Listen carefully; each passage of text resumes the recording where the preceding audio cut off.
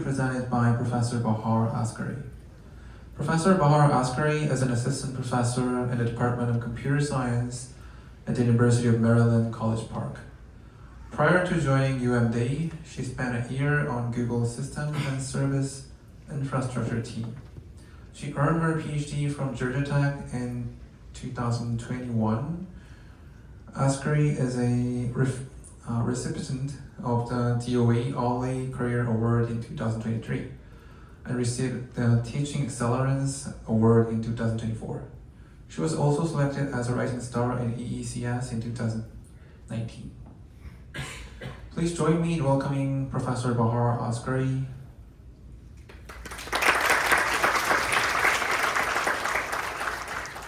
Thank you so much. Let me just figure out how I can set this up. Is there any student volunteer for? Oh, No, great. that's perfect. All right. Thank you so much for the very kind introduction, Rangi. I'm so excited to share a little bit about one of our recent research today, and which is going to be about not designing another sparse accelerator, but to see how we can use those accelerators that we are hearing about in the recent talks today more efficiently. And also thank you for sticking around so late as for the last session of today. I know some of you are also jet lagged. So before I start with the technical stuff, I want to acknowledge my PhD student. All credit goes to her, Sanjali Yadav, a second-year PhD student at the Department of Computer Science, University of Maryland, College Park. Her research interests include leveraging machine learning to make hardware and especially sparse accelerators more efficient. You can scan the QR code here to learn more about her research. So the first two talks in this session made my work easier because they already convinced you sparse problems are important. In particular, sparse matrix multiplication, or SpGEMM, is a crucial kernel in several applications, from scientific computing to graph analytics, genomics, and more recently we see how important sparsity is in DNNs and LLMs. So sparsity basically is an opportunity. You can use sparsity to remove some computations that you don't need. You can reduce your storage and memory footprint size, but sparsity also creates challenges. And because of those challenges, and because we want to solve those challenges and run computations more efficiently, we have seen so many sparse accelerators. So these SpGEMM accelerators, modern accelerators, usually employ different data flows for running SpGEMM. Ritvik already mentioned some of them in his talk, but I'm going to go through a little bit more details about them. So mainly we have inner product. I'm going to show you more details. We have outer product, and we have row-wise product for these calculations. So in inner product, which is, in my opinion, more natural way of thinking of matrix multiplication, you take rows of matrix A, first input, columns from the second one, and then you calculate elements of the output one by one. Because of this, one drawback of inner product is that you have to use different compression formats for the two inputs. Another drawback of this is that it requires index intersection or index matching because you don't want to multiply non-zero values with zero values. It doesn't make sense. You don't need those multiplications. It also incurs overfetching because of repeated accesses to matrix B. But it also has, some benefits. Of course, it's not just about the drawbacks. It maintains manageable partial sum granularity. And of course, it also enables efficient output reuse. Another data flow used for SpGEMM is outer product. It's about taking columns of matrix A, rows of matrix B, and then multiplying them, creating partial values for all the elements of the output. So similar to inner product, and one drawback for outer product is using different compression formats for the two inputs, but it has benefits such as it doesn't require index intersection because we are not taking rows of matrix A and columns of B. It has other benefits. It achieves good input reuse of B. But other drawbacks is that because we are producing partial values for the output, it incurs large volume of partial sums and it exhibits poor output reads. So there is this third data flow that is more frequently used, I would say, in the more recent sparse accelerators because it has so many benefits. For instance, it uses same compression formats for the inputs because basically you take one row of A, you take the non-zero values, and then you find the corresponding rows from B based on those column indices of non-zero values, and then you produce some partial values of C. It doesn't require index intersection. It has some drawbacks. It exhibits poor input reuse of B because of regular accesses. You're going to get back to that. It maintains manageable partial sum granularity, and it achieves a good output reuse. So as you can see, it seems as a great data flow. There are just some drawbacks. If we solve them, then perfect. We can reuse row-wise product data flow efficiently. So let's take a look at that. The drawback of row-wise product. So as I mentioned, we take one row of matrix A, we take a look at the non-zero values, and we find the corresponding rows of matrix B based on those non-zero values. So this is perfect, but the thing is that when your matrix is too large, you cannot take advantage of data reuse of B. So for instance, let's take a look at these two rows of A.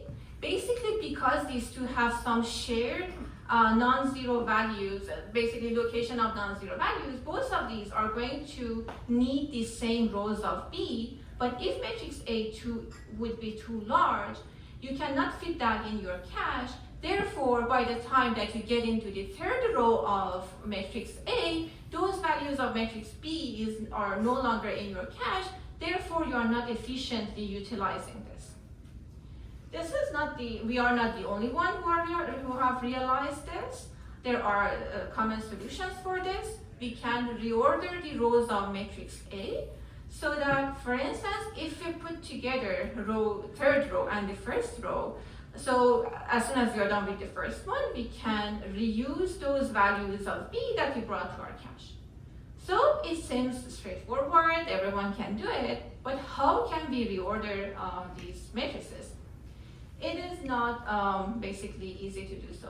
And before getting into that challenge, I wanted to show that in real world sparse matrices, we do see the opportunity. For instance, as you can see, I'm not sure how visible it is, but different colors show different rows that you can put together to take advantage of row reordering, as I mentioned. So, as I mentioned, row reordering, however, is not easy. So although prior work has proposed reordering mechanisms, it's often suboptimal, failing to maximize the potential reduction in the memory traffic. So we want to reduce memory traffic for B, matrix B. Besides, the pre-processing steps are typically slow for these reorderings and inefficient, making the cost of reordering unjustifiable even if it is performed just one time. And finally, certain sparsity patterns do not benefit from reordering. However, existing studies lack a mechanism to identify whether you need to do reordering, whether it's beneficial or not. To solve these challenges, we propose BOTs. So it includes two key insights. It leverages spectral clustering to minimize memory traffic and improve data locality. Additionally, it uses a simple decision tree model to predict whether row reordering will yield sufficient performance gain to justify the associated overhead. And then you can integrate BOTs on top of any row-wise product accelerator. We integrated BOTs with state-of-the-art accelerators to demonstrate efficiency in reducing memory traffic and data movement on various configurations. Basically, the essence of our approach is that no additional architectural components are required to integrate it with state-of-the-art accelerators. Instead, we introduce a broadly applicable pre-processing mechanisms for any supporting row-wise based matrix multiplications accelerators. So as mentioned, the key insight of GOTIs is using spectral clustering, which is particularly effective for non-linearly separable irregular shaped matrices. Unlike k-means, some of you might be familiar with that, which relies on linear boundaries, spectral clustering captures complex patterns by embedding data into a new space using eigenvector decomposition. So let's take a look at how we can use a spectral clustering, which is a well-known technique, to solve our problem. So given a matrix A, as shown in this figure, we first calculate the similarity matrix for computing the dot product of the matrix with its transpose. So we have the transpose of A in the middle of this slide. Since the matrix is in a binary form, like the non-zero values replaced by just ones, the similarity matrix effectively captures the number of shared column coordinates between any pairs of like two rows. So in fact, each entry in this similarity matrix is just shown on the right in green in this slide. Basically show how many columns two rows have in common. So for instance, take a look at row 0 and row 2 here. They have no similarities, therefore corresponding value for them is 0 here. Take a look at row 1 and fourth row. They have only one column index in common, therefore the corresponding value in similarity matrix is 1. So we can simply calculate. Here I just wanted to show the similarity matrix footprint for an example matrix, just in case you want to see how it looks like for a real world matrix. So then, second step, based on the similarity matrix, we calculate the Laplacian matrix. It basically transforms the similarity matrix to capture both the local and global structure of data. For more details for all these steps, including this one, this algorithm, please refer to the paper. For the sake of time, I didn't want to go to all the details of those. Next, we need to calculate the eigenvectors of the Laplacian matrix. So we extract top k eigenvector of the Laplacian matrix. The top k eigenvectors capture the most meaningful cluster structure by minimizing noise and focusing on stable relationships across rows. In this spectral space, the rows of the original matrix are better separated, even if there were non-linearity separable in the original space. So we restrict the top k eigenvectors to power of 2 between 2 and 32 because eigenvector calculation is costly, and our experiments showed that this range is sufficient for the targeted sparse matrices that we have. So the image in this slide shows how clustering can impact the output for different k values. As it is visible in this case, k equal to 2 is the kind of best option here.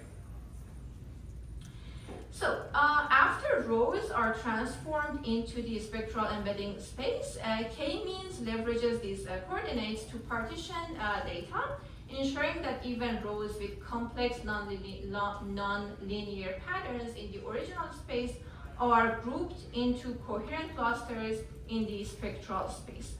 So basically, if two rows have very similar values across all eigenvectors, they may belong to the same cluster. So I have an example here. For this particular graph, we set k equal to 2 for that specific input matrix because we observed k equal to 2 was the most optimal one. So you can think of eigenvectors as non-zero patterns that run across the rows of the matrix. So for instance, eigenvector 0 is one type of pattern, eigenvector 1 is another type, and every row gets a score for eigenvector 0 and eigenvector 1. So in this graph, each row is plotted using the two scores as x and y coordinates, and rows with similar scores are both on both basically patterns that we show land near each other on the graph and are getting into the same cluster. So that was one contribution of GOTs. Next is about basically adaptive decision making. So another critical key insight of GOTIs or critical component of GOTIs is a very simple decision tree model, which determines two things: whether matrix reordering should be applied, and if so, it selects the optimal K value for spectral clustering.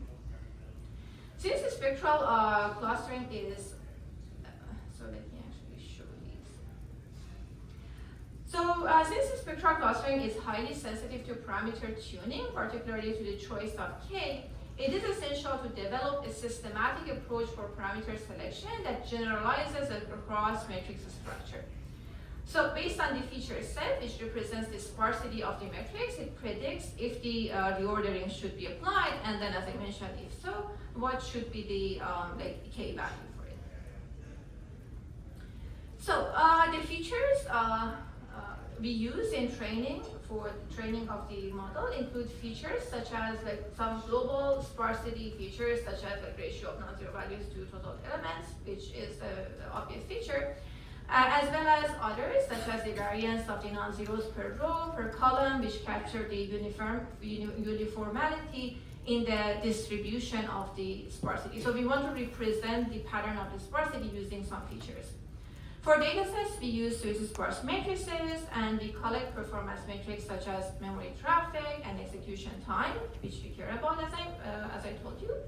And the K value that yielded the best trade-off between these metrics was recorded as the optimal choice. We have integrated GOTIs with 3 prior row-wise accelerators and simulated them using Trapezoid simulator. Each of these accelerators have different configurations, such as cache size, number of PEs, amount of on-chip SRAM capacity, to illustrate that our reordering algorithm and our decision tree model can be adapted to different underlying hardware. Our baseline so those are not our baselines for our comparisons, those are just hardware that we deployed. Our baselines for comparisons include 3 prior reordering algorithms. We analyze each of these prior algorithms and their downsides and common pitfalls in details in our paper. Please read our paper for those details. But in short, if I want to summarize, most of these algorithms are greedy algorithms that may get stuck in suboptimal loops. So also, as you may notice, it is intentional. I have gamma in all uppercases and gamma as a baseline reordering algorithm because gamma paper includes both. So let's take a look at some of the results, but again, these are just very small fraction of the results that we have in the paper. So let's first take a look at the preprocessing time or the time to run the reordering algorithm, because we care about it. This is one main objective of optimization in this paper. So on the bubble chart shown in this slide, matrix size is shown on x-axis, and then larger bubbles means denser matrix. As you can see, when matrices get both larger and denser, we always observe that GOTIs achieves the lowest preprocessing time by far. As mentioned earlier, the very slow preprocessing step in prior works makes the cost of reordering unjustifiable, even if it is performed just one time. And even this chart itself is much bigger in the original paper. We just put a small part of it for visibility purposes. So next, let's take a look at the impact of using our decision tree model. So the figure in this slide presents execution time for just a few selected matrices in the validation set, normalized to the best performing K. So the K value predicted by our model is indicated with a star on top, which, as we can see, in most of the cases, it is the optimal one, but not always. I mean, the accuracy is not 100%. So this figure also underscores the impact of cluster size selection. For instance, for the leftmost workload, as you can see, we see about 9 times the speed up when using the optimal size versus the worst case. And as I mentioned, our accuracy is not 100%. We achieve 88% accuracy, but you are going to see that it is sufficient for achieving our goals. Next, let's take a look at the memory traffic, which was the other motivation for this work. The bar chart in this slide shows off-chip memory traffic normalized to compulsory traffic, which refers to the traffic that all the designs would incur with unbounded on-chip memory, equivalent to reading the input matrices and writing the output matrix. Each bar in this chart is divided into 3 components to show the traffic for A, B, and C.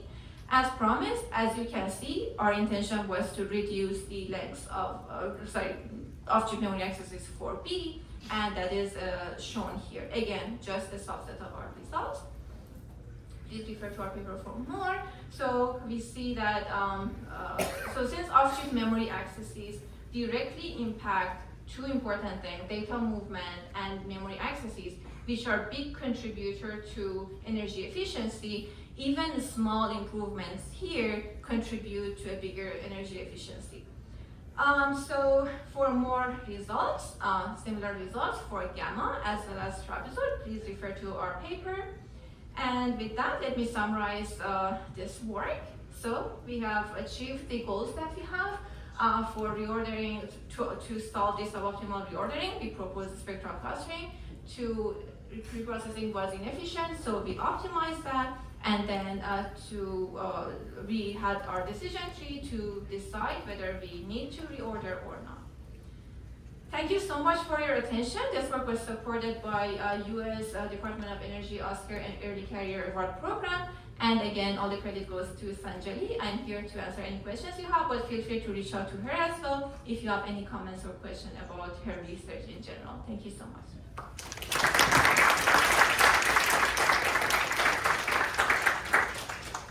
Due to time constraint, we can only have one question. Is there any question? Great. Thanks for the great talk. My name is Heon from Korea University.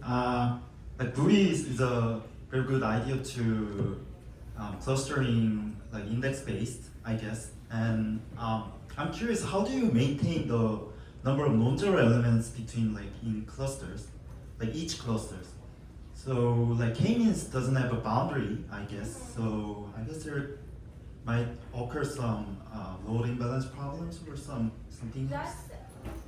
Thanks for the great question. Yeah, that's actually a great point. We didn't care about the number of non-zero values in clusters. We mostly cared about like if they are, all of the rows have the same amount or similar amount. But actually that's a good point because that can impact like some other things that we didn't care about. But yeah, I would be happy to discuss that offline as well. But no, I mean, we didn't take that into account. Okay, thank you. Thank you so much. Let's give her another big round of applause, please.